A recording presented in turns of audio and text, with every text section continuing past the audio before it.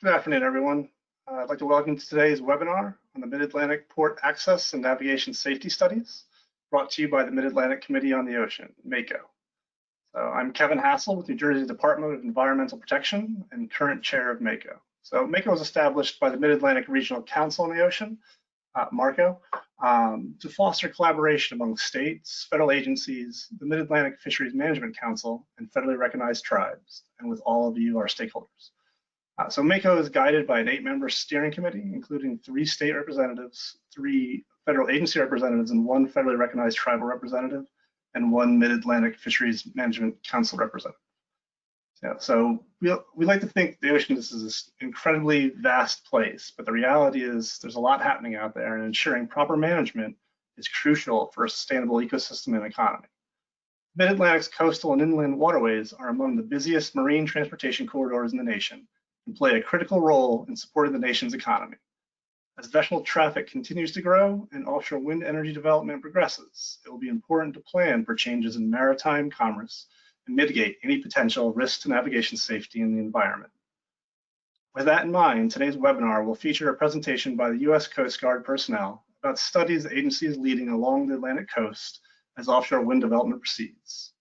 A walkthrough of the navigation data that is available on the Mid-Atlantic Data Portal, as well as a panel discussion with representatives of the port and maritime and offshore wind industries. Before I turn it over to our presenters, I'd first like to cover some housekeeping items. I know we've all been using a lot of webinar platforms lately, so I thought it would be helpful to walk through some of the details on how things will proceed today. So today's webinar is being facilitated through GoToWebinar. All audience members' cameras and audios have been muted by default, so don't worry if you have any background noise in your house or your office. Following the Coast Guard presentation and the panel discussion, we'll have a question and answer session for everyone in attendance. Until then, you're welcome to submit questions at any time in the question box. Our moderator will read them aloud and direct them to the proper speakers. In the event we don't have enough time to get to one of your questions, or if you'd like to follow up with the speaker offline, we'll have a slide with email addresses for all of today's speakers at the end of the webinar. Finally, for those who couldn't join us today, the webinar recording and slides will be posted within a few days at MARCO's website, midatlanticocean.org. And with that, I'm pleased to turn it over to our presenters from the Coast Guard, George Detweiler, Michelle Desautel, and Captain Maureen Calgren. So please go ahead and turn on your video and unmute. The floor is yours.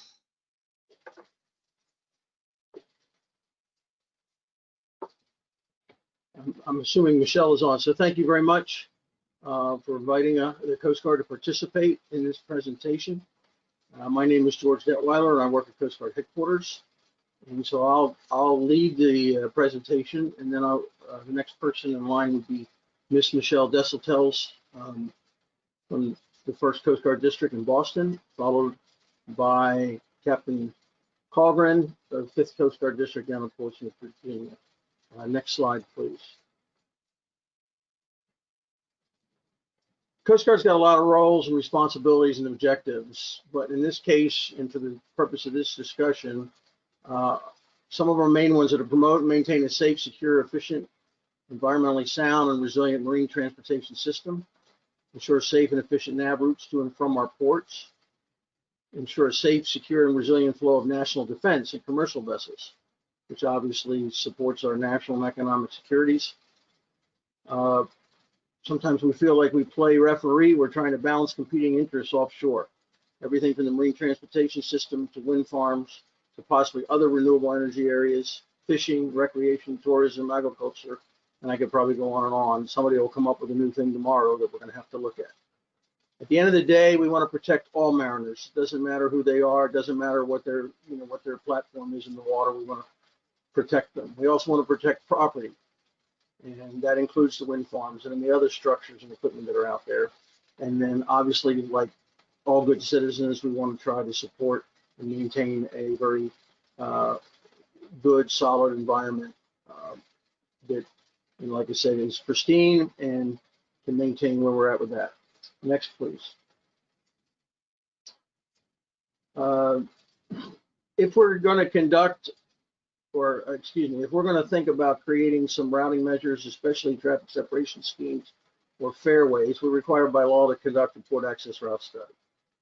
Part of that study requires us to consult and coordinate with federal, state, foreign state agencies, maritime community reps, environmental groups, and other interested stakeholders. Again, as I mentioned earlier, we're trying to reconcile the need for safe access routes with other reasonable waterway uses.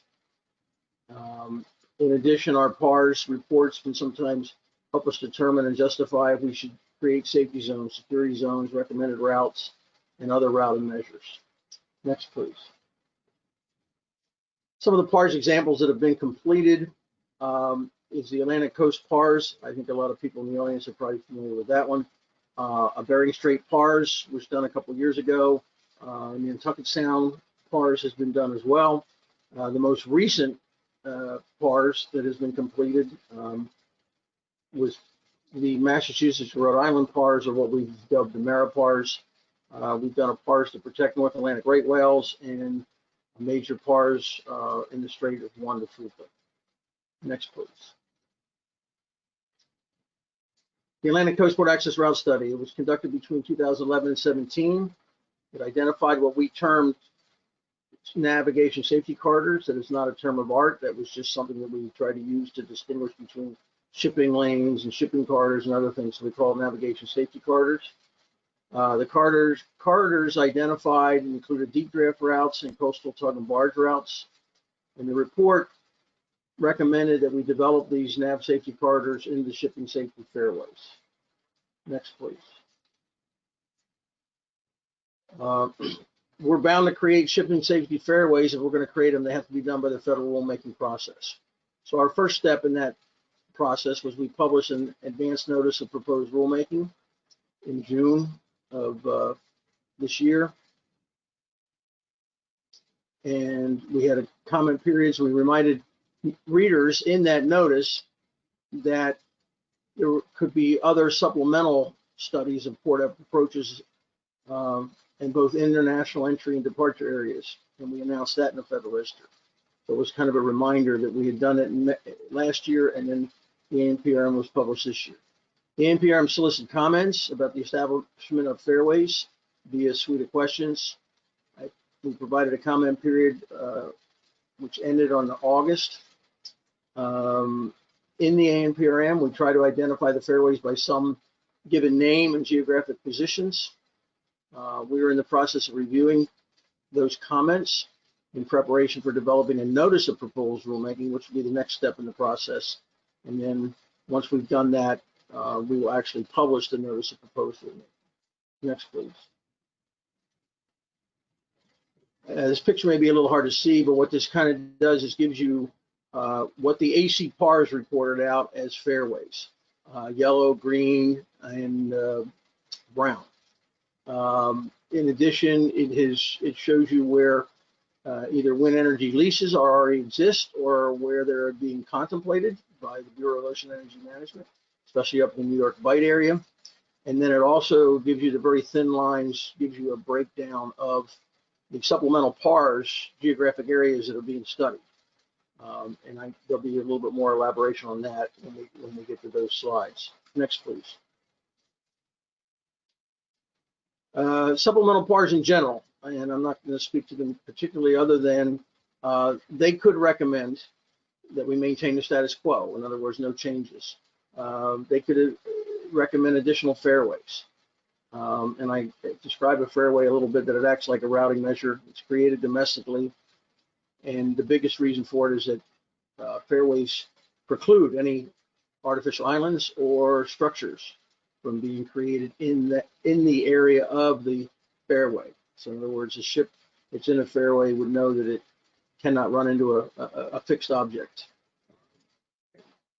And we hope that they follow the rules of the road so they don't run into each other, but nonetheless, we're trying to let them know that you stay in the fairway, you're not going to run into anything. They're published in 33 CFR 166. Some other things that supplemental PARS may again recommend are safety and security zones within our authorities, restricted navigation areas.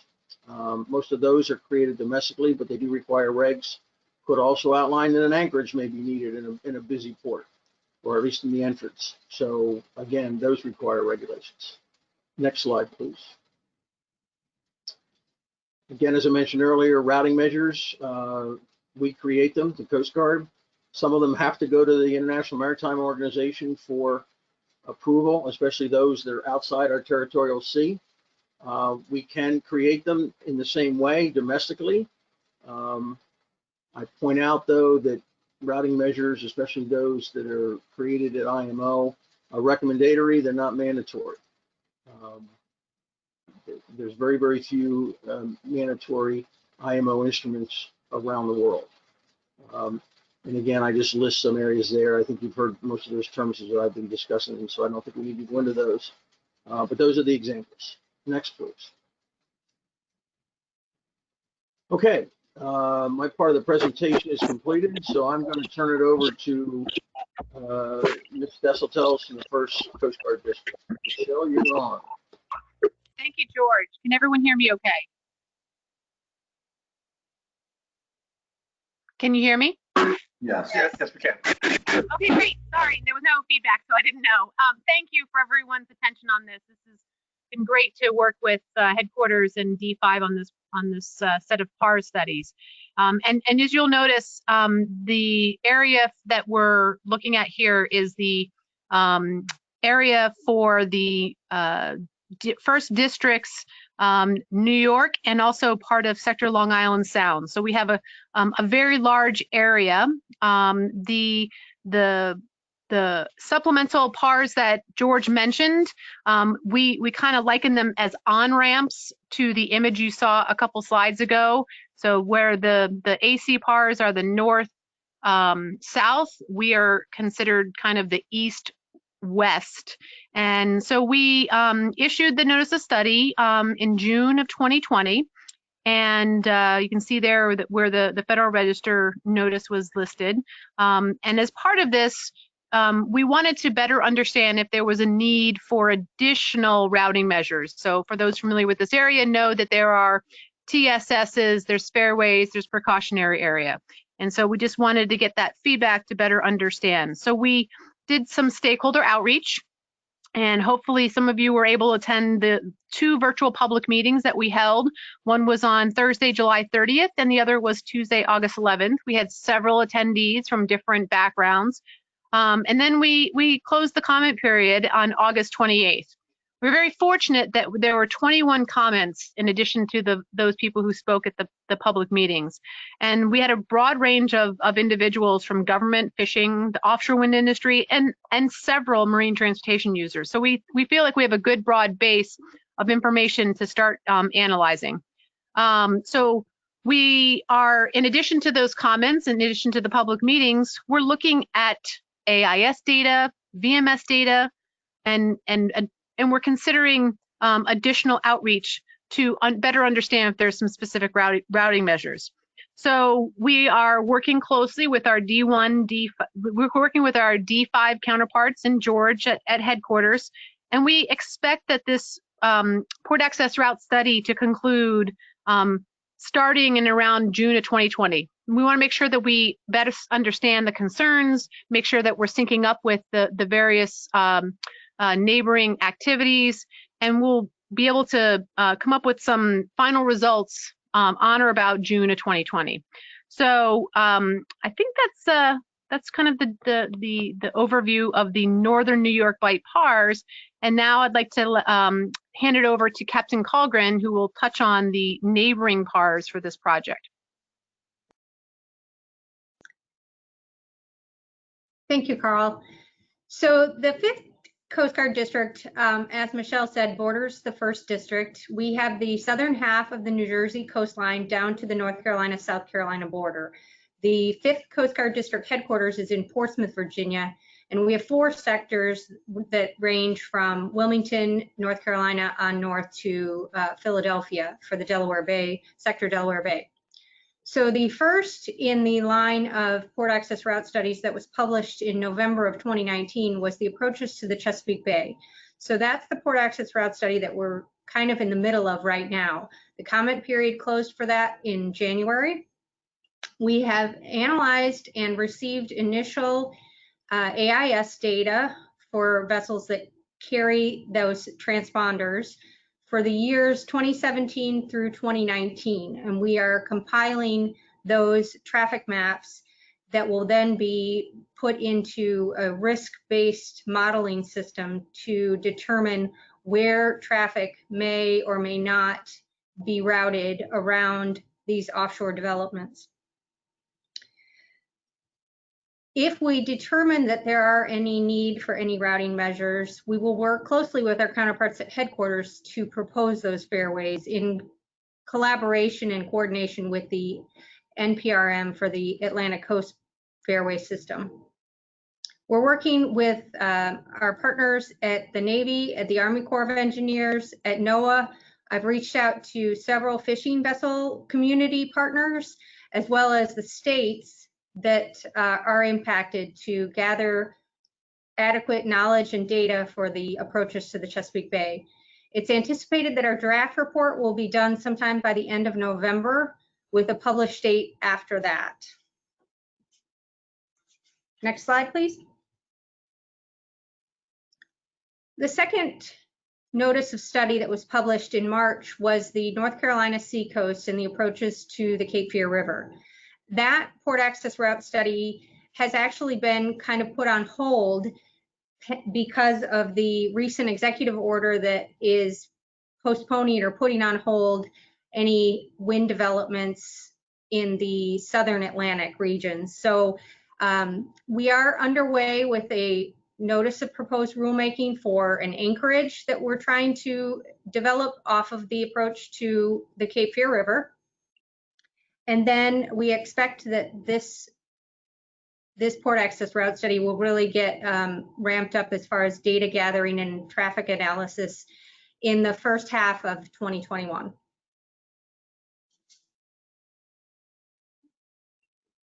Thanks, Carl.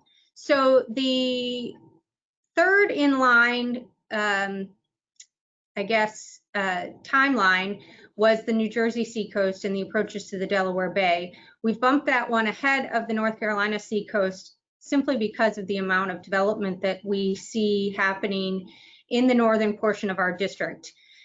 We initially opened the docket in May of 2020 and the comment period closed in July. We received several comments from the public requesting a public meeting.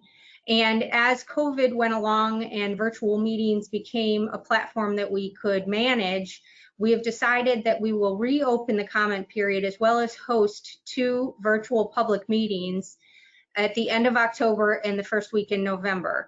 Those public meetings will be by registration, and that Federal Register notice outlining the dates and times and the registration information should be posted in the next 2 to 3 days. It was signed by the district commander and ready for publishing, so it's on its way to the Federal Office of Federal Register for publishing as we speak.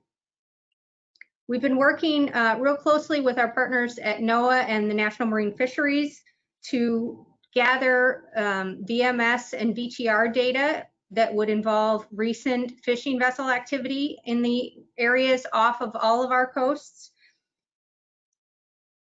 to incorporate that data over and above the AIS data that we as an agency collect into our traffic analysis and our risk modeling software to anticipate further changes in traffic patterns based on potential development offshore.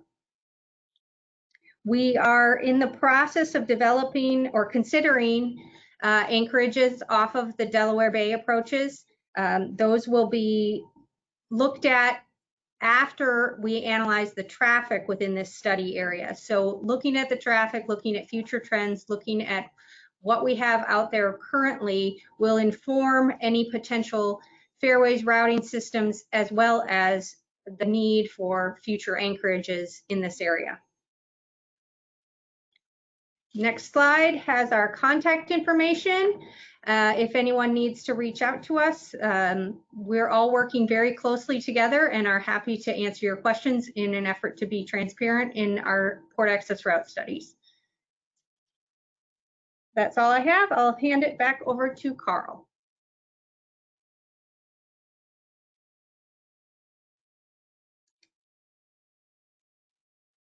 All right, can you hear me okay? Yep. And presumably see the portal on the screen. All right, because sharing my screen, I can't quite see. But first, thanks to the Coast Guard for working.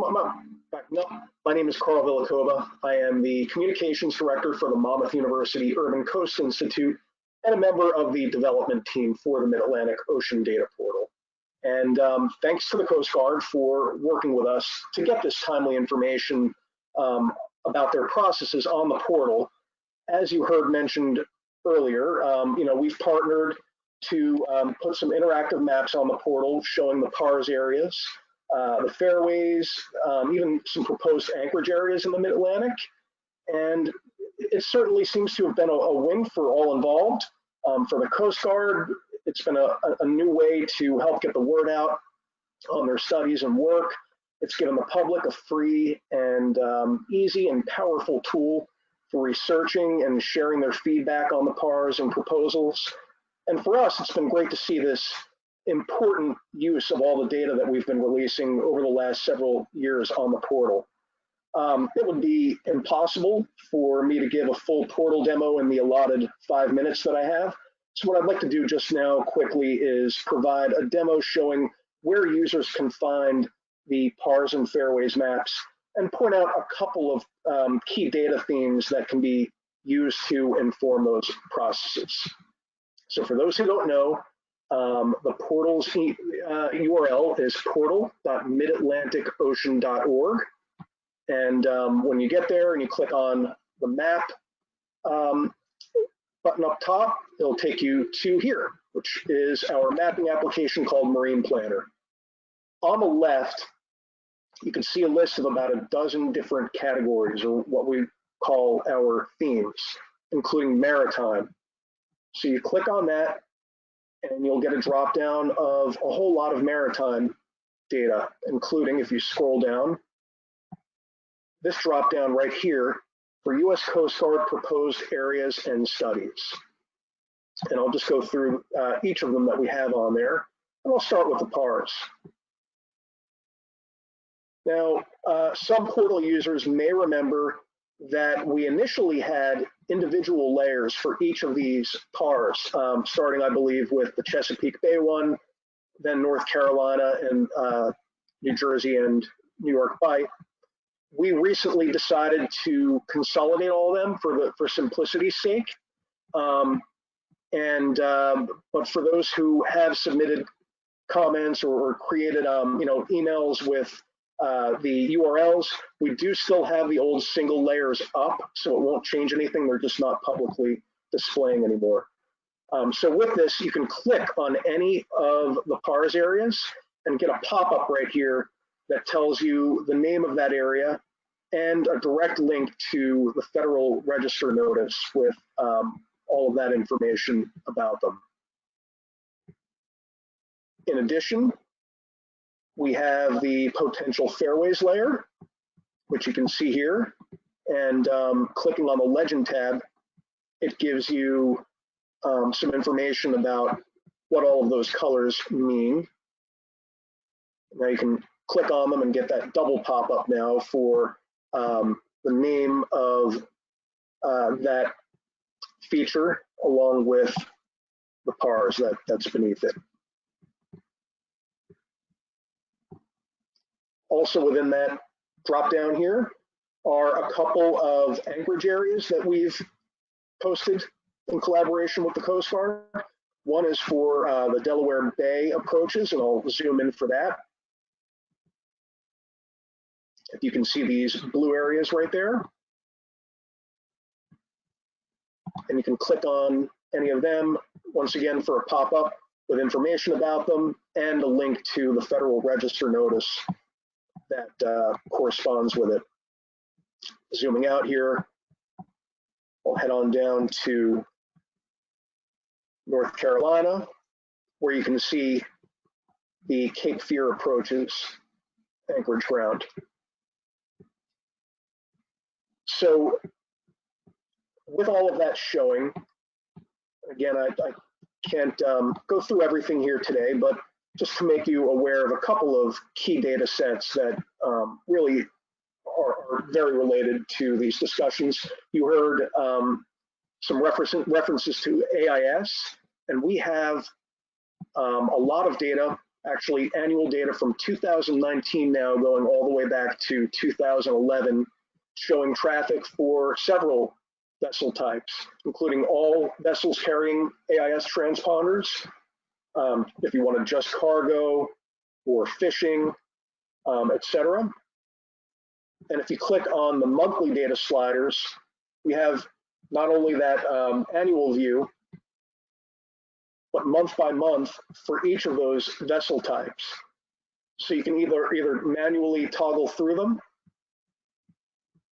the vessel type and the month, or you can click on this button to automatically animate it and see how things change as the seasons go on. I think I have tug and tow showing right there, but here's all vessel traffic. You can play with the toggle here to make it darker or lighter if you want to get a different visual on it. I'll close out of that.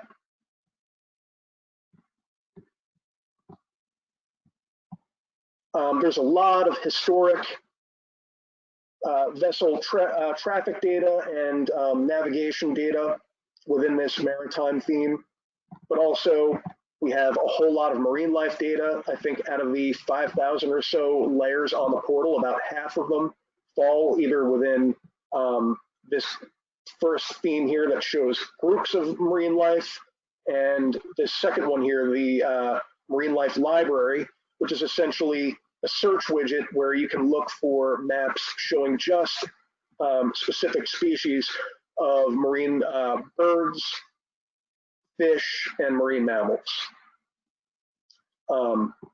Certainly the renewable energy data is very relevant to this conversation. If you were to click on this first drop-down, planning and lease areas, you could activate these layers to see things like the BOEM renewable energy lease areas or the planning areas that are currently up. And then some other data, basically in a couple of folders that indicate how far they are along in the process.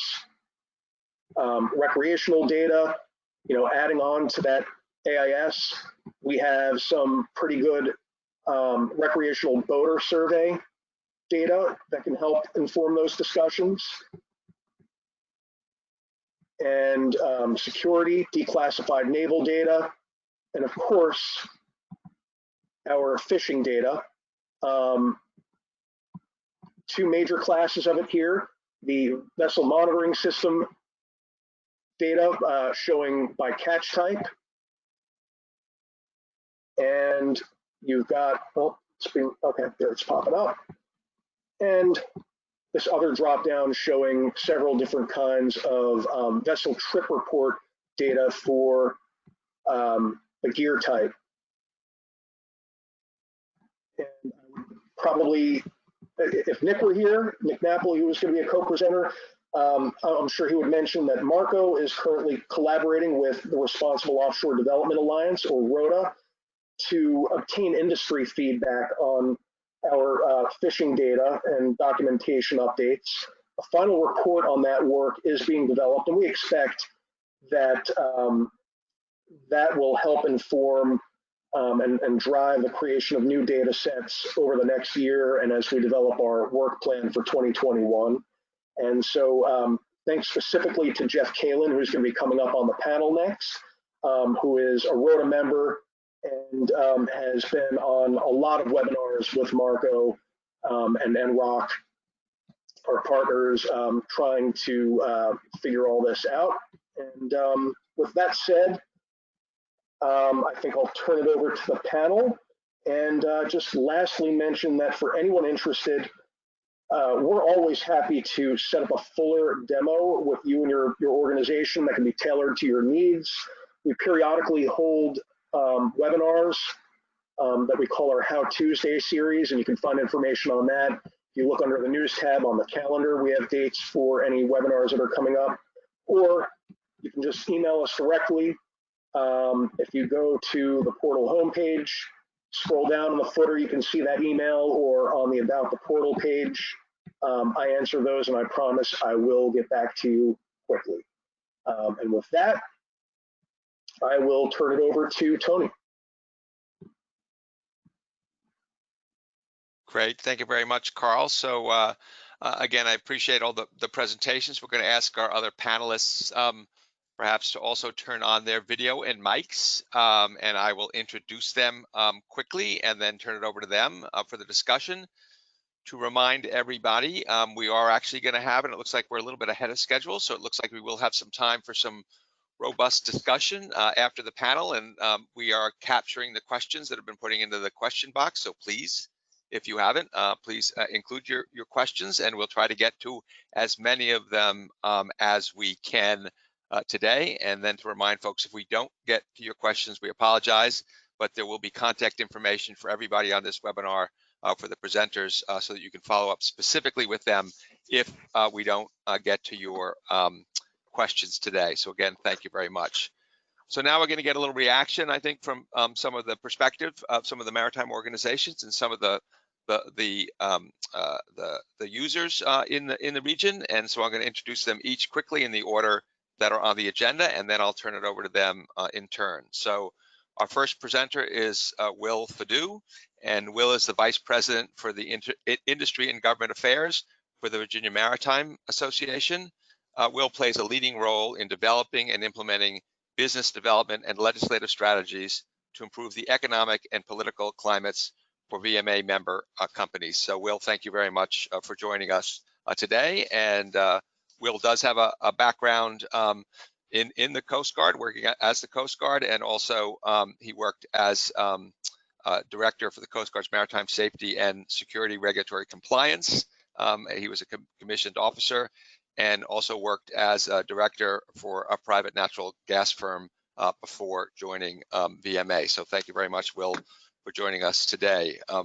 Moving up the coast a little bit, our second presenter will be, do we have Stuart Griffin with us today? Was he able to join us? I am on the line. I'm having trouble sharing my webcam, but working on it, so please bear with me. Great, Stu, and we can hear you well. So in the event you can't get your picture up, we're still looking forward to hearing from you. Captain Griffin attended the SUNY Maritime College and sailed as a merchant marine deck officer upon graduation. He began his apprenticeship with the Pilots Association for the Bay and River of Delaware in 1994, and has been actively piloting on the Delaware since 1997. Since 2017, Captain Griffin has served as the chairman of the Mariners Advisory Committee for the Bay and River Delaware, which is the Harbor Safety Committee for the ports of the Delaware River. So Stuart, thank you for joining us. Our next presenter will be Jeff Kalin. Jeff also has some roots in the Coast Guard. After first visiting Cape May, New Jersey, he became an enlisted member of the U.S. Coast Guard in 2011. After many years in the New England seafood industry, Jeff relocated to Cape May to work full-time for Lund's Fisheries. Lund's is a third-generation family-owned vertical integrated fishing company operating a seafood processing plant in Cape May. Jeff is also very active. His responsibilities include the areas of government affairs, sustainability for the Cape May facility, and the East Coast fisheries the company depends upon. He has been a member of the Mid-Atlantic Fisheries Management Council and is a current member of the New Jersey Marine Fisheries Council. Thanks for joining us today, Jeff. And finally, we'll be hearing from Tom Vinson. Tom is a Vice President for Policy and Regulatory Affairs at the American Wind Energy Association. He joined AWEA in November 2007. He leads AWEA's team working on key areas including offshore wind, radar, airspace, wildlife, carbon, industry operations, worker health and safety, and standards development, among others. He also led their process in commenting on the multiple Coast Guard proceedings related to offshore wind. Prior to joining AWEA, Tom spent over 10 years working for members of Congress in both the House and Senate. Tom, thank you very much for joining us. And with that, we'll turn it over to Will to give us his perspectives and comments on the navigation, safety, and PARS issues. Thanks, Will. Excellent. Thank you, Tony, and thank you all who are listening and to my panelists here. It's a pleasure to come and just really present to you kind of how this interacts with the commercial maritime sector. So I worked for the Virginia Maritime Association, which in short is Virginia's 100-year-old trade association that represents the entire maritime supply chain here in the Commonwealth. So nearly 500 member companies, from shipping lines to terminal operators, towing vessel operators, et cetera. So when it comes to being the voice of the maritime industry here in the Commonwealth and Mid-Atlantic, you know, that's our job. And I'm very grateful to have fantastic partners at D5 and at Sector Virginia as we work through not only the ACT-PARS, but also the PARS process for the Chesapeake Bay approaches. So special shout out, like I said, to Captain Cogran, as well as Jerry Barnes, and you know, great partners to work with. So really, from our perspective, when it comes to the importance of the PARS and the ACT-PARS, is we're a very multi-use port. So here in Virginia, second largest port on the East Coast by tonnage, third largest for container volume, about 2,400 vessel calls a year, 55 plus terminals, also home to the world's largest Navy base, also developing the first federal project for offshore wind. So we're very busy. And when it comes down to also a multi-use, mixed-use port, we have commercial vessels coming and going, we have naval vessels coming and going, and now we're going to stick a bunch of wind turbines out there in the middle of all that. So the PARS and ACT-PARS process is very important to us. The key word really there is to integrate safely all these different industries in a way that they can have their own space and be deconflicted and be able to grow in the future. Part of that process is for us, we think of the preservation of naturally deep water. So specifically for the proposed Chesapeake Bay to Del Bay Eastern Approach Cutoff is an area that's historically been used for deep draft vessels due to its naturally deep water there. So part of this process for us is thinking about how do we preserve that, being that it's right next to the Virginia wind energy area. And it's no surprise that that's where the wind energy area is for us in Virginia.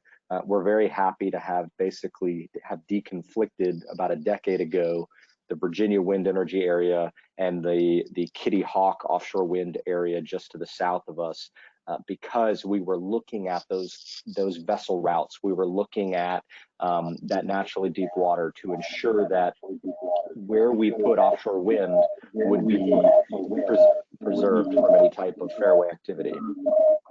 We're having a little conflict, so if you're not speaking, please mute your line. Thank you. Thanks, Bill. Sorry. No worries. So at the same time, we wanted to, so on one hand, making sure that we were preserving fairways for commercial traffic and naval traffic, we also wanted to make room for the upcoming budding and booming offshore wind industry. So it was part of just figuring out where could everyone play together, and the PARS and ACT-PARS process are really huge in helping deconflict that. I just really wanted to touch briefly on some best practices that we've learned. One, having a great collaborative process. So not only with our state and federal partners, you know, we brought in, I think last year we had a big meeting where we had Coast Guard District there and Sector. We brought in NOAA and the Army Corps, as well as the state pilots and the Port Authority, and then commercial, some of our captains from the deep draft fleets that call on our port. And we all got together in a room and said, what makes sense when it comes to proposed fairways? Because what we wanted is, as vessels are getting larger and larger for economies of scale. So just a week or two ago, we had the CMA CGM Brazil, which was the largest vessel to call on the East Coast thus far for us. So that was huge. But since those vessels are getting bigger, it was making sure that they have these adequate fairways to come in and out of the port. So in order to do that, we had to all get together in a room and kind of pour over the charts and figure out what made sense. So collaborative process has been huge, especially bringing in that commercial piece and ensuring we had the right experts in the room. I mentioned having the pilots, but also some of our deep draft captains who said, you know, hey, we need this much space, you know, a minimum of X nautical miles of width for safe navigation to ensure that as these vessels continue to get larger and larger, that it was being done in a safe manner. At the same time, it was working with the offshore wind industry on where they wanted to grow next. You know, we have the Virginia offshore wind energy area right now, but we're also looking to where could potential more wind farms be developed, and making sure that all that's being viewed kind of simultaneously with the PARS and ACPARS process and what the commercial needs are. Say all that to say that we have to think from a future growth perspective. It's where is the commercial shipping industry going to be in 20 years? What's DoD activity going to look like for 20 years? What's offshore wind activity going to look like in 20 years? And trying to map all that out in a way that once these different fairways and these proposed fairways are vetted, it makes sense for the next 20 years that we can continue to grow and attract new business here specifically to our region. So can't be happier with the collaboration we have, like I said, with D5 and the stakeholder process in order to, like I said, just have enough room for everybody to play safely in our very dynamic multi-use port. That's all I got, Tony. And I think you're on mute. You're on mute, Tony. You're muted, Tony. Thank you. Appreciate it, everybody. I owe you all a drink. Thank you for that, Will and Stuart. It does look like you got yourself up. It looks like you're working from your remote location there. So welcome. Thank you for joining us, and we'll turn it over to you for your comments. Thank you. Thank you, Tony. Can you hear me okay? Okay, very good, thanks. Yes, I am working from a remote location and I am pulled over. So I apologize for the technical glitches, but we got it sorted, and I'm happy to be here. And so thanks to Mako for hosting, and also to the folks from headquarters and from D1 and D5 for their remarks. And Will, I very much appreciate what you had to say. And I think we have an awful lot of overlap, and part of the beauty of opportunities like this is to meet people like you and recognize that we need to talk on the phone and perhaps have a beer sometime. So we're very analogous with our roles in our respective ports, and so many similarities. I would just say that for us, I wear two hats in the Port of Philadelphia and the greater port region here. One is my day job as a river pilot, and as Tony said, I've been doing that for a while. And most recently as the chairman of the Harbor Safety Committee here in the port. And much like Will's organization in the Virginia ports, the Harbor Safety Committee in Philadelphia is really sort of the nexus for port stakeholders and nav safety interests to come together with our federal partners at the Coast Guard and the Army Corps, BOEM, NOAA, to name a few. And obviously, because things are so incredibly dynamic now in the near coastal space, I think that's going to be the new normal going forward for everyone on the East Coast in different regions at different times, perhaps. But we're looking at years of growth and development and a very complex operating environment. Will made reference to that, and we find ourselves in the same situation here at the ports along the Delaware. You know, it used to be that the Harbor Safety Committee was very sort of internally focused and looking at our estuary and the specifics within the estuary and the nav safety concerns therein. That is still true, but now we've added on another layer of importance, and that is our near coastal space. What used to be a fairly static space is nothing at all static now, and highly dynamic. And so just a couple of things that speak to our specific region, and then I'm going to sort of pivot back to the bigger picture. In 2017, the ports along the Delaware accounted for $3.7 billion in direct revenue and $77.6 billion in total economic activity. So it's not a small part of the economy. And as you look at the port and the interconnections, not only to the Mid-Atlantic, but also even to the Midwest, you start to realize the impact that maritime commerce through our specific port complex can have on the region and even the country.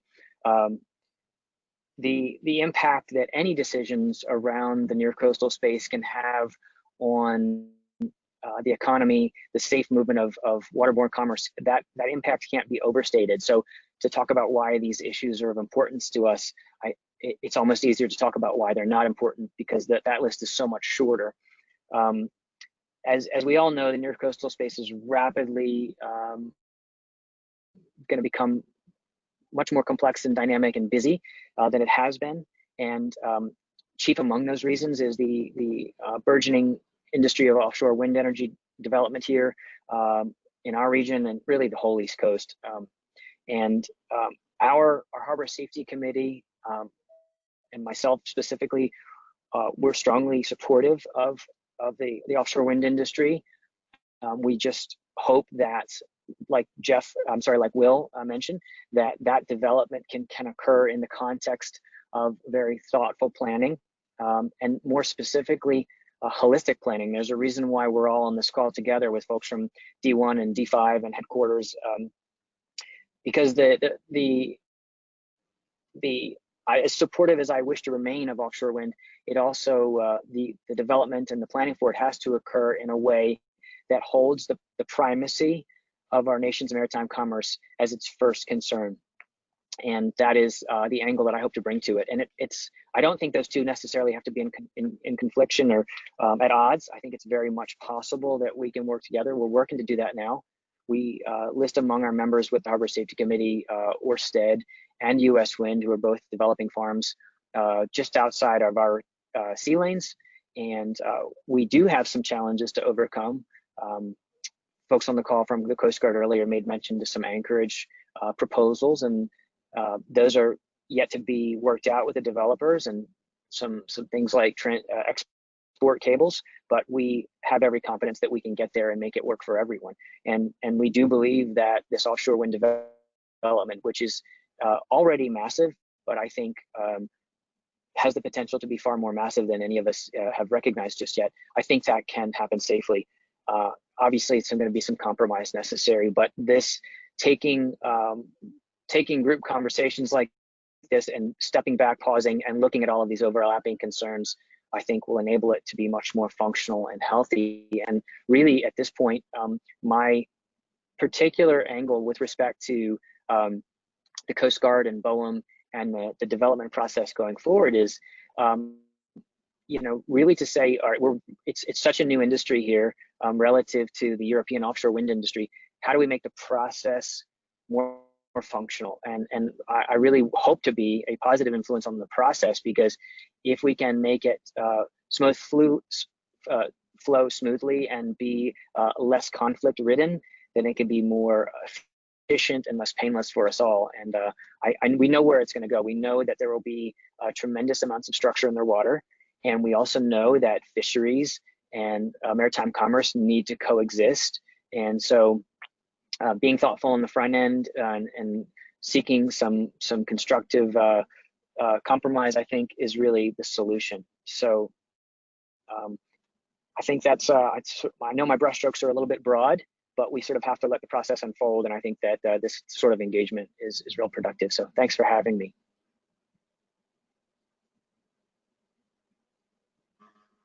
You're on mute again, Tony. That's 2 beers, Tony. Thank you. There you go. Thank you, guys. It's worth the investment. Thanks, Stuart, for your perspectives. Clearly, again, the focus today is on the navigation safety PARs and what role that will play in considering these issues. We can't solve all the questions today, so let's stay focused in helping the Coast Guard and working with them and thinking about how that fits into these planning efforts, whether it's wind or other activities. I do hear certainly a developing theme of part of the challenge being it's such a dynamic environment. We're not planning for what we've already done, but we're planning for a future that is changing too. So clearly, with regard to navigation and thinking about what the future needs are going to be is complicating the equation as well. So thanks, Will, and thanks, Stuart. And I think we'll turn it over now to Jeff for his perspectives. Thank you, Tony. It's nice to meet my fellow panelists virtually here. So I started fishing in '72 when I got out of the Coast Guard, and We have been focused on essential fish habitat designations, making sure our fishing gear can operate within a marine environment without negative effects, taking care of marine mammals and a host of other things. And before 2 years ago, I had no idea what a PARS is. But since then, we've developed ROTA to help us deal with the onslaught of wind development and the potential for it to be huge. 2,000 windmills is very different than the 98 we're talking about right now off the coast of New Jersey. So I think the scale of the potential development has us very concerned about being significantly displaced. And I really do appreciate some of the comments I heard from, well, first of all, I wanted to thank Marco and the Coast Guard headquarters and D1 and D5 as Tom just did. But also with Marco and the development of the portal, which I was first introduced to back when the New England Council developed their habitat plan when I was a council member. So we've been looking at the ocean in terms of seafood productivity and sustainability for a long period of time. On these charts that we saw earlier, the 5th district chart on the New Jersey Seacoast PARS and the other one for the 1st district, it would be nice to be able to have all of the potential wind development areas charted out on this. I noticed on the 5th district, for example, Hudson South is not on there, which really that's going to cost us a lot with scallops. So we're concerned about the scale of development. It sounds like in Virginia, you've kind of talked to the industry and the ocean users before you develop your sites. That has not happened with BOEM.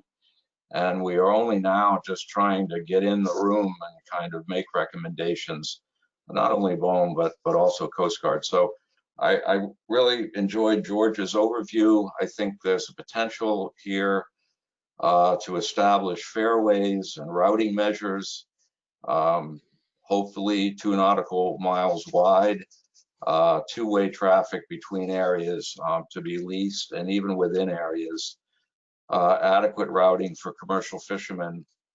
And that will also help protect the wind farm investments, we believe. We're not going to fish inside these areas with the mobile gear fisheries. It's not going to happen. There's not enough room. And, on the PARS, ROTA is still not content with the Mass Rhode Island PARS outcome, and neither are we. The 1-by-1 nautical mile spacing is an improvement over 0.68 or 0.72 or some of these other spacing options that we've heard about in independent meetings with developers. Not a lot of consistency there, but a 1-by-1 overall situation that's supposed to take care of transit is going to be chaotic as a two-way transit system when you've got two-way transit within 1 nautical mile on all points of the compass. So we did make comments in July on the New Jersey PARS and also on the Northern New York BIGHT PARS. We won't go into a lot of detail, but one of the things that was mentioned by, I believe, Captain Colgren that was good to hear is that there's a knowledge now that there's an awful lot of data out there besides AIS to develop to let people know where we do operate. So I don't know, I guess I can stop there. There's one other thing that we're doing on Capitol Hill right now. We're supporting the Offshore Act of 30 US fishing organizations. Recently wrote to a number of members of Commerce on energy and natural resources, Subcommittee on Public Lands, Forests and Mining, essentially calling for 3 things: allocating a large portion of offshore renewable energy lease sales back to the states, and allocate some to the National Fish and Wildlife Foundation for research grants, and 3, explicitly extend the Jones Act to production activities by the offshore wind developers. Those are some of our major issues, and we're we're trying to work in Congress to basically create a little more rigor in the program relative to how BOEM's operating. And we look forward to continuing to collaborate with developers as this new threat to us gets underway. And appreciate Monmouth University and Marco and Rhoda holding this. We all do need to get to know each other better. And I'd say over the last year, there's been some improvement here. So thanks to the Coast Guard, we look forward to working with them. I guess we're gonna open up the New Jersey PARS comment period. So thanks again to everybody that's on the panel today and to the Coast Guard for considering us and giving me a chance to provide a little bit of insight into our perspective on wind development in the region. Thank you, Jeff. Appreciate your comments as always. And finally, for the panel, and again, reminding we'll have time to discuss among the panelists and also with the presenters after this. So Tom, if we could get your perspectives, we'd appreciate it. Sure, thanks, Tony. Appreciate the opportunity to be on this panel representing the offshore wind industry. Thank you to the Coast Guard for providing stakeholders represented here the opportunity to engage in these proceedings. And thank you to Carl and the others responsible for the portal. I agree that with the other speakers, that it's been a very useful tool for we and our members to understand the marine issues that we will be working our way through. And appreciate George Detweiler's comment earlier on the webinar, acknowledging the need to balance stakeholder interests. And I would also associate myself with Will's comments, one of my predecessors on the panel, about that there is path forward to deconflict these areas, and I can talk a little bit more about that in a second. And then finally, with respect to Jeff's comment, I don't know if you know, Jeff, that OEA is actually supportive of the Offshore Act as well as the Jones Act for that matter. So finding areas of common ground is a great opportunity. In general, the offshore wind industry strongly believes an offshore wind deployment is fully compatible with safe navigation. The experience in Europe proves it, and I would add that the European experience has generally had less aggressive setback and spacing measures than are being considered even in the US. So again, happy to go into more detail during Q&A if there's interest. To demonstrate the industry's commitment to compatibility, Jeff mentioned a 1x1 nautical mile spacing and uniform grid layout that was actually put on the table by the offshore wind leaseholders in those adjacent lease areas off the coast of Massachusetts and Rhode Island as a way to address the concerns that they were hearing from the commercial fishing industry. I recognize there may not be full satisfaction with that proposal, but I think from the industry's perspective, it was a way to recognize the concerns that have been raised, put a proposal on the table that I think industry felt like addressed the concerns and was a compromised position, even while essentially imposing a large cost on themselves by reducing the production potential of those areas. I appreciate Will acknowledging that the Virginia area's navigation issues were considered pretty early on, as well as defense and related compatibility issues. But I think that's generally the case with all of the other lease areas as well. If you kind of go back through the different BOEM dockets, they acknowledge taking space away from final lease areas that were auctioned from where they started with the call areas based on feedback from the Coast Guard and fishing interests. And we have detailed some of that in our comments. So I don't want the listeners to come away with the impression that the navigation issues have not been considered at all until now, because I don't think that's accurate. And I would also point out, as we did in our comments, that some of the Coast Guard's proposed actions could have significant economic impacts on the offshore wind industry. We have provided a bunch of detail in our FAIRWAYS comments in particular, noting that if the FAIRWAYS were enacted as proposed, they could cut off in some cases up to 40% of an offshore wind lease area. And in total, we calculated the impact at a reduction in capital investment of roughly $3.6 to $4.5 billion, which translates to about 2,500 jobs. And that's for the existing lease areas. And when we broaden that out to the full call areas, the impact was about $17 billion in future capital investment and 15,000 jobs. So recognize, of course, as was articulated by Stu, that the maritime and fishing industries provide a ton of jobs and investment to a lot of the coastal states and otherwise, so appreciate that as well. But offshore wind has a lot to contribute on that front too. And then finally, I think, as we had detailed in our comments on both of the PARs as well as the fairways, we do think there are ways to adjust what the Coast Guard has proposed that would accommodate both offshore wind interests as well as navigation, both for commercial fishing, recreational fishing, et cetera, tourism, but also for the cargo and tug and tow traffic, et cetera, and happy to have some back and forth on that during the Q&A as well. I don't want to monopolize the time. So again, appreciate the opportunity and appreciate the willingness of my fellow panelists to have the dialogue today and on an ongoing basis.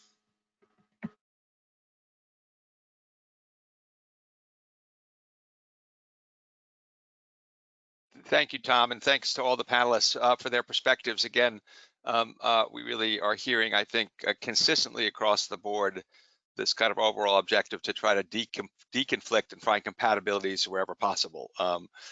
We do certainly hear the lingering issue that at some point there may be trade-offs and trying to figure out how to address those in a way that are transparent and fair to everybody across the board. And that's going to be a more complex equation, but certainly I heard consistently across the presentations that the objective is to try to deconflict, get to know each other's concerns better, find out where those compatibilities are so that we can move forward and help the Coast Guard to do that. So I wonder if I can ask the Coast Guard presenters if they have access to open their screens as well. And we can go to some of the questions that are in the chat, and I will try to get to as many of them as I can. And I will try to direct them where it's clear to me, but there may be cases I'll just throw them open to the panel, and I'll ask you to please give your responses to the best extent you can. So there's a couple of technical questions that I think I will just get some clarifying questions. There are a couple of questions here about, for Michelle, if you're still hopefully on the line, Michelle, could you please clarify the date of the Northern BIGHT part? Is it June 2020 or June 2021? Oh, I'm so sorry, Tony. The draft report, the final report is expected on or about June 2021. Thank you for that catch. Yes, that was several commenters did catch that. So thank you for clarifying that. George, there's a couple of, I just think, clarifying questions that I'd like to direct to you. One is from Jeremy Firestone, and Jeremy always asks good questions, as you know. But one of them is just a clarifying one. I'm sorry, these stack a little bit oddly in my email here. Let me see where that question was. Can you explain the difference, similarity between the fairways under US law and recognized sea lanes under the international law? You seem to suggest that there are two levels of review. So are there any what are the distinctions between fairways under US law and recognized sea lanes under international IMO regulation? I'll try to answer that one. It's not an easy question to answer. Sea lanes is not a term that we know of it. I don't know that they're formally established on a chart where fairways would be established on a chart. In fact, all routing measures are, once approved and once ready to be enacted, are put on the charts by NOAA. I'm not sure what he's referring to as the sea lanes itself, unless he's hinting at traditional routing. In other words, if you were to look at data, you could see where ships tend to go all the time within reason. course. Anybody can go anywhere. The only restriction that a vessel has from going anywhere at any time is basically its draft. If there's enough water underneath it, in theory, it can go there. Will it want to go there? Not necessarily. So I'm not quite sure what he's asking about the sea lane itself. I'm not aware of that. Like I said, I'm not aware of anything on a chart that would note that. And if I'm wrong, then I'm going to learn something today as well. So. Great. And Jeremy, again, there will be contact information at the end, so we can forward those questions to others if we can get more clarity for you on that. There's a question for Captain Colgren, I think, from Ed LeBlanc. You mentioned a number of partners specifically to solicit their input and concerns for the Coast Guard considerations regarding PARs. Does the Coast Guard intend to, or has it reached out to the offshore wind leaseholders within each PARS area? So we will be reaching out directly to the leaseholders off of the New Jersey coast to notify them of the public meetings that will be published coming up. But beyond that, we have not initiated that discussion, although we are absolutely open to any discussion should they have questions or concerns directly for us. Thank you. And this is kind of a question that might be open, I don't know, to Michelle or Captain Colgren or others, but there's a question from, and I apologize if I get your pronunciation wrong, John DePersonnier, and it's a question, to date, what efforts and what information have you been able to gather from recreational fishermen who fish in or transit through the offshore wind lease areas? Is that within the scope of the PARS and navigation safety studies? Hi, this is Michelle. I'll start first. We are gathering VMS data, so hopefully that's one way that we can gather information. We are also looking at recreational boating study that was done by the NROC folks. Hopefully that would be captured. And then I highly encourage that if you don't feel that your information is captured in any of the VMS or any of the NROC rec boating study that was done several years ago, to contact us, and we can make sure that we get that taken into consideration. Thank you very much. I don't know if anybody else wants to comment. There is a question that seems to be relevant to this point from Margaret Flanagan as well.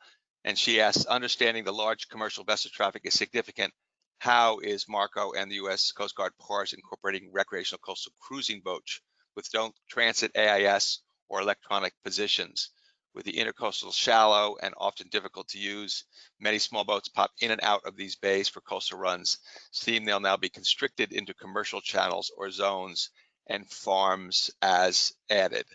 So any comments on that observation about those commercial vessels, the ones that don't fit into the AIS system, and how they're being considered? This is Captain Calgren. I can jump in and say that I'm working with the state recreational boating safety offices and coordinators to quantify and gather as much data as we can. And then when we potentially publish a draft report, it would be open for comment and discussion on whether we need to expand that web further to include more comprehensive input from those recreational boaters. Great, thank you. Any other comments? Tony, if I could add something to that. Please. I would just add that to that. Can you hear me okay, Tony? It kind of breaks a little bit, but keep going. Yeah. Go. Oops. Okay, I was just going to add that specific to that comment about recreational boaters being constrained by the wind farms, I think it's probably pretty safe to assume that coastwise transiting recreational boaters are going to be transiting well shoreward of the shoreward boundaries of the structure areas. So I don't really see them being constrained by offshore wind energy areas at all, because in general, recreational boater traffic that's doing coastwise transits between different parts of the inner ICW, they're going to be staying shoreward of 15 miles. Great. I'd like to. Jeff, Party charter fleet will be out there. say that again, please, Jess. I'm sorry, I didn't capture that. Yeah, sorry, I don't see a hand raising feature, but I just wanted to comment that the party charter guys will be outside in those areas. Absolutely, and I wouldn't be surprised if Marco or Mako is already charting some of that activity. They may have, some of them have VMS, but anyway, those guys are going to be out there too, and I know they have some spatial concerns as well. Thank you. And I don't know the details, but I do know that the Marco and NROC folks that has been teed up as an issue that they need to consider. So that I'm not sure how they're looking at it, but yes, I do think that they are. You're right about that. If I could add something, Please, George. and I'm not presupposing this for the individual that asked the question, but I agree, first of all, with Stuart. A lot of the recreational boaters, are going to stay, quote unquote, closer to the shore. The wind farms themselves, by the rules that BOEM has, couldn't be, in theory, created inside of 3 nautical miles, because the authority for BOEM to do that is not there. Of course, the Army Corps could if they wanted to. Most communities in reality are not wanting viewshed problems. BOEM is well aware of that, and the developers are aware of that. So wind farms are staying more to the outside. I sense that this individual may believe that they'll be restricted from going inside a wind farm, and that's not true. There's charter boats. We are not restricting anybody from going into a wind farm, at least not at the moment. We've said in all our documentation that, if you as a mariner feel you can go through there or cut through there, you're the mariner, you're the captain of your ship, and you can decide what you want to do and how to do it. These things will be charted, and depending on the scale of the chart, every geographic position should be put there for the wind farms. So again, they can go in there. I can well imagine that charter fishing, head boats, those type of things may end up wanting to go out, because I think the fish are going to come, because of the structures. So we're not restricting them. As far as the routing measures, there is no routing measure that would restrict a recreational boater. The only rules that they have to follow are the same rules that everybody else has to follow, which is the coal regs. Don't run into each other, don't hit each other, do what you're supposed to do as a prudent and safe mariner. They can use them, but I find, no, they tend not to. They'll stay outside. They realize, for example, a traffic separation scheme, they're not allowed to impede in there. That's a rule. So why would they want to go in there? So, again, I'm not presupposing for the individual, but again, routing measures are recommendatory, they're not mandatory. And we are not restricting anybody that believes that they can go in there into a wind farm. Should we have to do that, then we will obviously have to do that with other means to our disposal to do that. This follows pretty much the European model as well, is that they don't restrict. They let the mariner decide for themselves whether they want to go in or not, or go around. Great. Thank you, George. There's an observation from Peter Himchak that I'll share with the group, and if there's any reactions. With wind energy development, many fisheries independent surveys will not be able to be conducted within wind farm arrays. The federal councils are struggling with stock assessment issues due to the COVID issues and surveys not being conducted in 2020. This affects fishery quotas because of our scientific uncertainty. How can the councils possibly manage resources well when major areas of the ocean cannot be sampled for the future?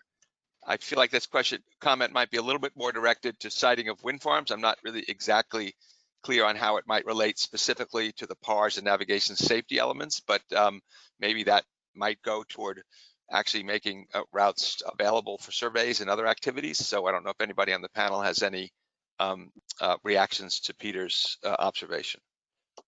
Hey, Tony, Tom with the WE, I can respond. So this came up in the supplemental environmental impact statement for the Vineyard Wind project that was open for comment this summer. And the questions raised in that document was, in particular, the ability of the large stock survey vessels from NOAA to be able to navigate within the wind farms. And in OEA's comments, we provided a bunch of examples and data of different types of survey methodologies that can be used. And then adjusted so that they're comparable, apples to apples in terms of the existing surveys, so that you would have over time comparable data from year to year that would help with stock assessments. I don't remember off the top of my head all of the different examples that have been utilized, including by NOAA and other parts of the U.S. that we think could be used here were that to be an issue, but we do think it's a solvable concern. Great. Thank you very much, Tom. Any other comments on that? I will, go ahead. Sorry, Jeff, please. It's not that simple. This region has some of the longest time series of data that exists anywhere on the planet. And it takes a long time to collate or compare methodologies, changes. It's taken us years to do that with the 2 survey vessels that have been used here for decades. So it's not that simple. We will simply have much less information for the managers to use to manage fisheries, and that will absolutely result in lower quotas. So that issue is not resolved yet either. And I would hope that the wind people would start to meet with the Science Center and try to find some common ground here. It's a big concern for the councils. I didn't mention it earlier because we're supposed to be focusing on the PARs, but they're just not going to come up with a new methodology that they can use in a couple of years. That's just not practical.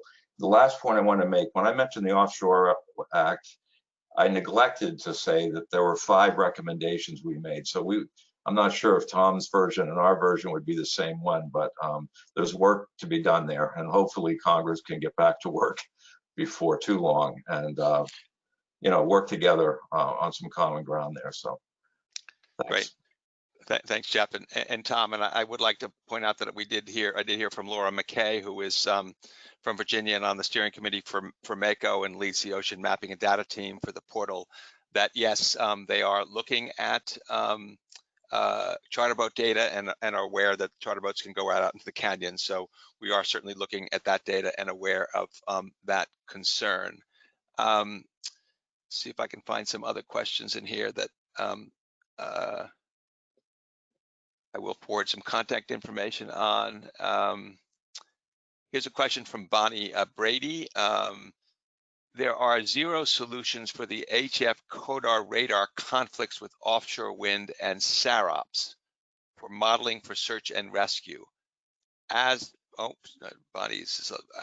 the WTRIM, the scientists on the WTRM made it quite clear it would take a minimum of 5 years for proof of concept for testing a solution without proper modeling for SAR, especially with SAR, new limitations for site-based search based on,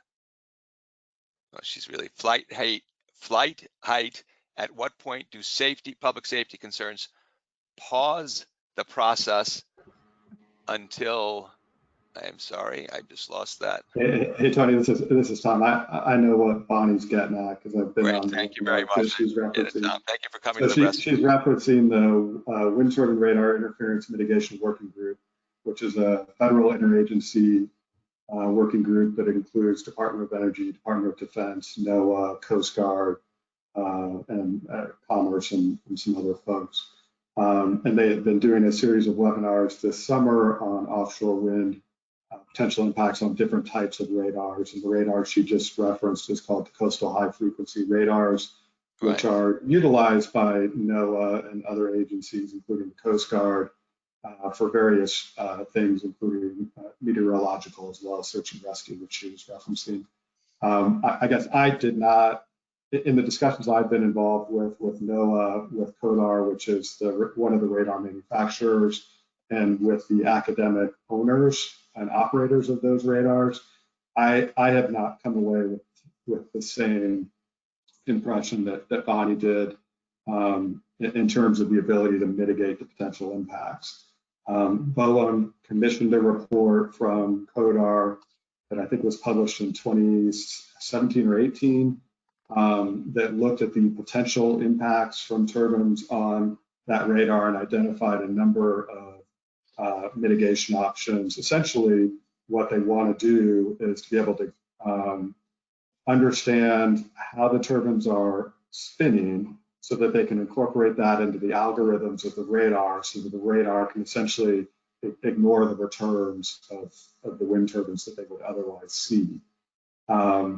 And while, yes, it's true that they are doing some additional work to develop those algorithms and need to go out and validate them, in none of the discussions I've been involved in have I heard that, you know, this is going to be a multi-year process where everything has to stop. I've heard confidence that the mitigations they have in mind are going to work, and it just takes a little bit longer to develop them and deploy them and test them. Great. Again, we're going a bit far afield, I think, from the specific PARS focus, but these things are all interrelated. And I know it's difficult to unravel them. And again, thanks for raising that question. Jeff, you wanted to add to that comment? Well, yeah, Bonnie's not the only one, and we made a comment about radar in our PARS study comments, and it's not only our concern about high frequency radar and the SAR application being significantly impacted. And, you know, we're all optimistic. We wouldn't be in the fish business if we weren't optimistic that this problem can be resolved. But it seemed very acute to me when I listened in on that. And the other thing from our perspective is none of these DOE wind turbine radar interference working group discussions have focused on marine navigational radar, which is a big, you know, question mark, you know, amongst the fishing industry. So there are some radar issues that we've raised in our comments, and I just wanted to say that it's pretty much a universal industry concern at this point in time. So thank you. Thank you, and appreciate people raising these questions to continue to have the discussion. Switching gears a little bit, there is a question that I'm not exactly sure who was the right person to answer it or what the direct connection is, but it's regarding Delaware offshore lightering. It says, for the past few years, this is from Bennett Anderson, for the past few years, the lightering has been conducted at over 25 miles offshore outside any authorized anchorage or regulated areas. This has been a risk concern for the Coast Guard and adjacent states. Does anybody have any insights into that observation? Stuart, are you aware of this issue? Yeah, but what I didn't hear from you was sort of the question in his statement. There is offshore lightering that occurs. There is also inshore lightering that occurs, and they're very different operations. But from the question, I didn't clearly understand exactly what he was asking.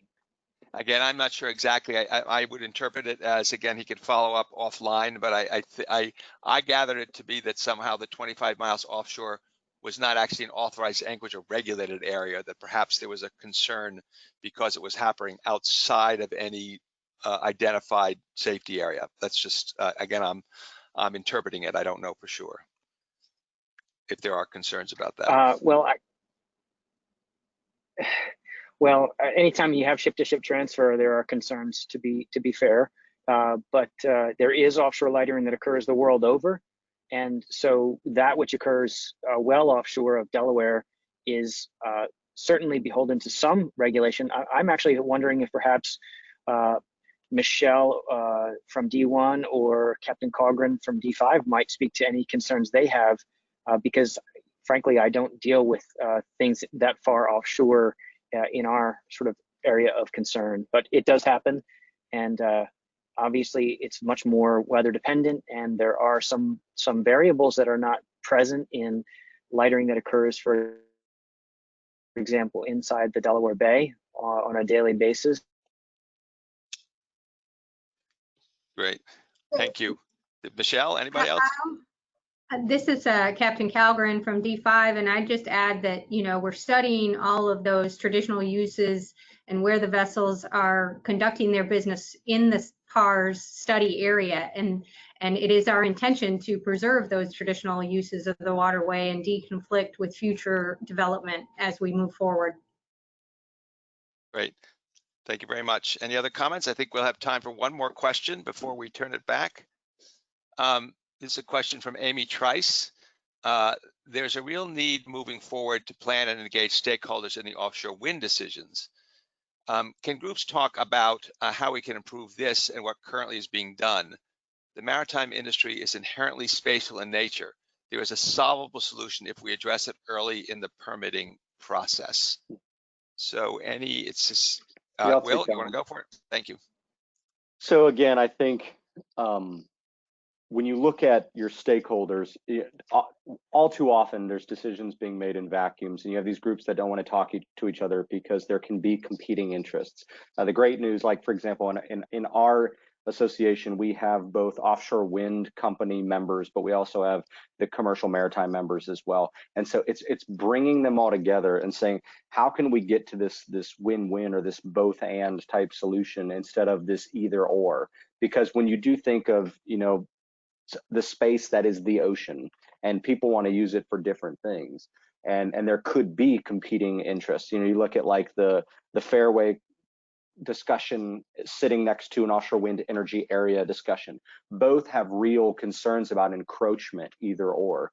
And so it's getting everyone together and saying, and I know that sounds so cliche, but the use of either third-party entities, it's use of the harbor safety committees, use of even tools such as beyond the PARS and ACFARS process.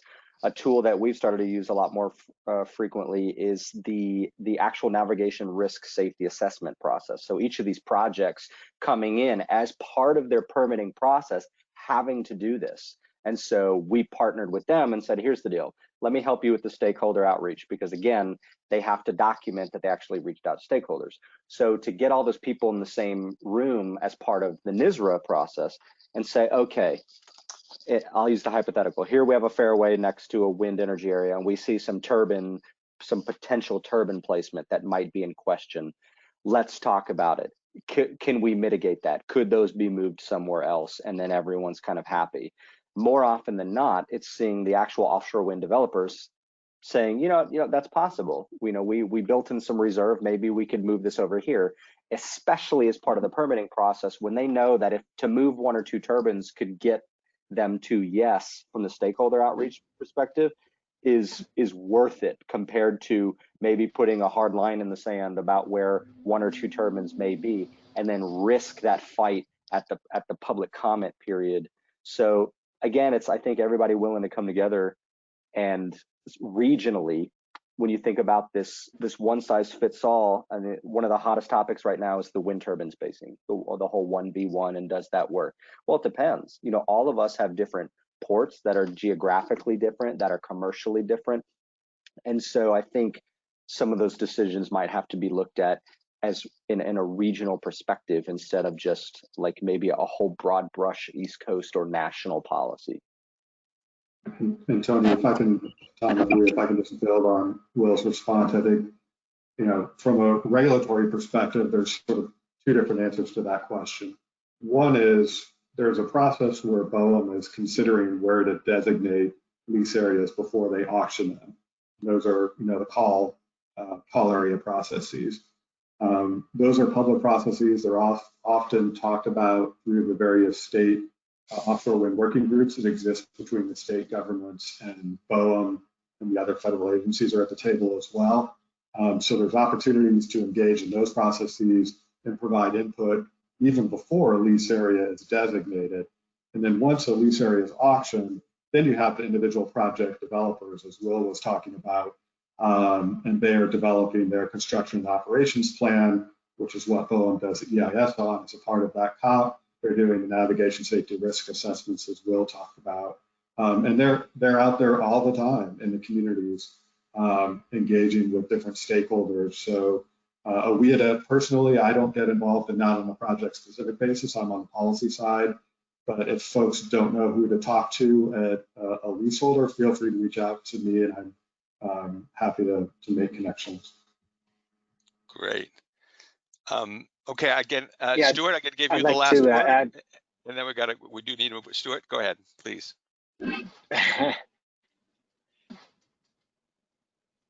Okay, just quickly, I just want to add, I appreciate what Will and Tom had to say.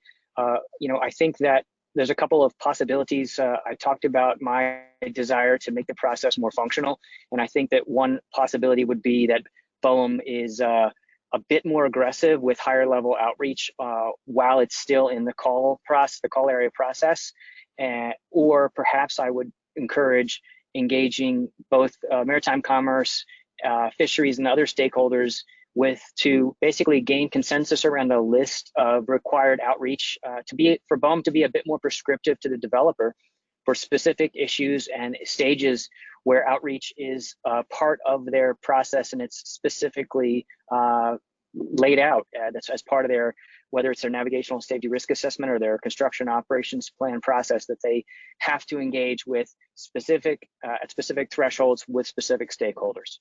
To be short, to be a bit more prescriptive. Great. I appreciate it. Again, we do need a really fantastic discussion. I really thank our presenters and our panelists for the discussion. I think relationships have been built a little bit by this conference. Great questions have been raised. And so hopefully we're each leaving this with a follow-up action if we want to call and contact to move further. I'm going to turn it back over to Kevin Hassel in a second, but I did want to particularly thank our Coast Guard partners for really reaching out and trying to make the PARS processes a little bit clearer and more transparent to all potential stakeholders, and being a great partner with the Ocean Data Portal. So with that, if I'd ask again, thank you to our panel and presenters, and I'll turn it back over to Kevin. Thank you. Great, Tony, thank you. And thanks again to our friends of the Coast Guard and our panel. I think this discussion has really been informative. And I thank our audience for joining in with us and providing a lot of questions. I think it's been a great, diverse conversation about the needs that we have to try to address in this offshore space. So I think this would be a good start to keep having these conversations going with all these different stakeholders. So like we said earlier, we had a list of emails for everyone's speakers today and other folks. Feel free to reach out to any of them if you want to continue those conversations. And if you have further questions, if we've missed any of your questions through the chat, I know there was a lot of discussion there, so we may have missed some. Always feel free to reach out to us and we'll see what we can do. Again, thanks everyone for joining us and have a great week. Thanks everybody. Have a good weekend. Thank you, everyone. Thanks, Tony, for great facilitation.